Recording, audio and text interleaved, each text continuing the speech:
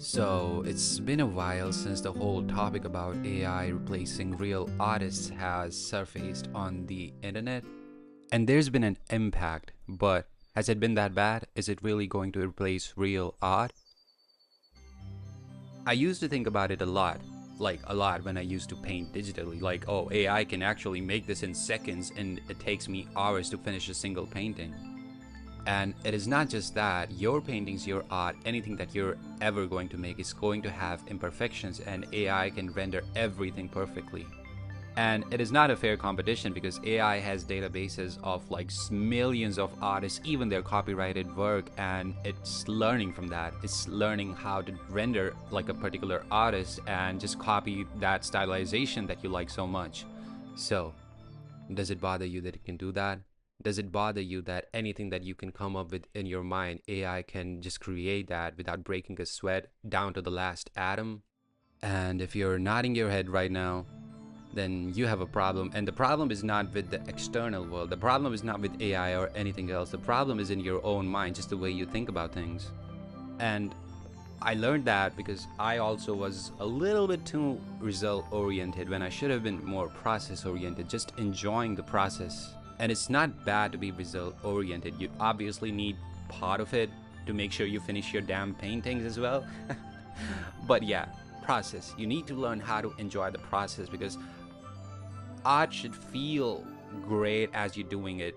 You should enjoy the process. You should enjoy the little hiccups that you make. You should enjoy the charcoal in your hands. You should enjoy just the hours of you sitting down on your table just trying to finish your paintings in that day.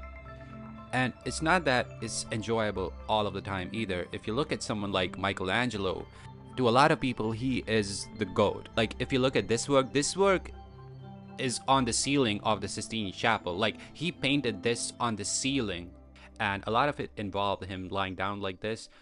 I don't know, I would not be comfortable doing that at all. But can you imagine AI doing that? Like, can you imagine just like people from around the world coming to see it for their own eyes? Do you really think that they would want to do that? Do you really think that people would love it that much if it was AI?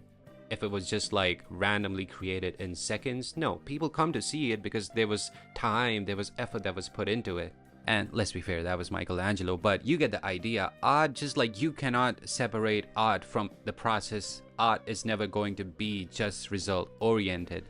And I think that's why traditional paintings and just like traditional drawings and everything that you're making with your own hand, getting your hand messy and everything, people are going to respect that much more than AI. And what's really interesting to me about drawing is that you can have nuances, you can have changes, you can diverge away from the reality that you see and add or subtract things in it. Like, my workflow is kind of derived from Stephen Bauman. He is an amazing teacher. I've watched a lot of his videos, and whatever I knew before him, it's kind of like an amalgam of that and what I've learned since then. And I often see him adding marks or subtracting things that are not there sometimes. And it's almost like he is, well, some of the artists, they're really manipulating you into just like where they want your eyes to go next. I think that's a really fun thing to learn, as well as you'll find many boring areas sometimes where the values are not changing and you can just add your own taste to it. I've learned to add marks to them. I've learned to add just like little highlights. As long as it's not disturbing the values, it's great. And just like if you're doing art, it also makes you observant. Like you can decide which things make more sense to the drawing and which things you can leave out. And just these little things, if you can just get a hang of them, then your drawings would have so much more character. And it's really interesting because a lot of you is going to be poured in artworks that you're not even realizing. Like you're letting your emotions take over, and it's kind of like you're in that state where you're doing things just like mindlessly, just unconsciously, but still your inner self is kind of dictating what kind of things that you do and what kind of workflow that you have.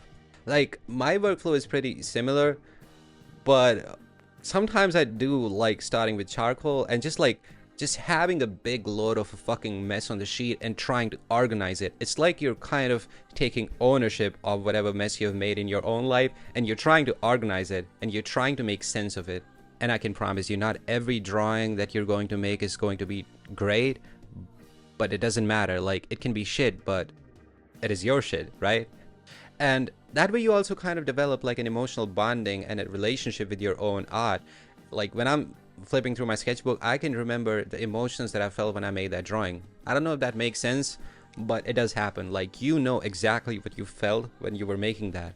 And you might have also heard that line that a picture is worth 1,000 words and a painting is worth 1,000 pictures, because there's so much going on and the artist has spent so much time. And now you tell me, like, can AI really replace that? You know what, even if it can replace everything, well, well, this video would be a waste. But like, if you're drawing, I would want you to keep on drawing, just the way that it feels when you're, it's like it's 10 p.m. and you're sitting down on the table and you're finishing up a drawing, sharpening your pencils, looking through your sketchbook, and just like flipping through the pages and seeing your old work, seeing how far you've come. I think like along the journey, everyone forgets, like even I forgot why. And it's slowly coming back to me, and it's not coming back because of wishful thinking, and it's not coming back because I wanted it to, or I was wishing for it, I was praying for it. It's slowly coming back as I try and force myself to sit down again and draw again. And I think this is it for the video, and I really hope you enjoyed watching it. And yeah, I will see you in the next one.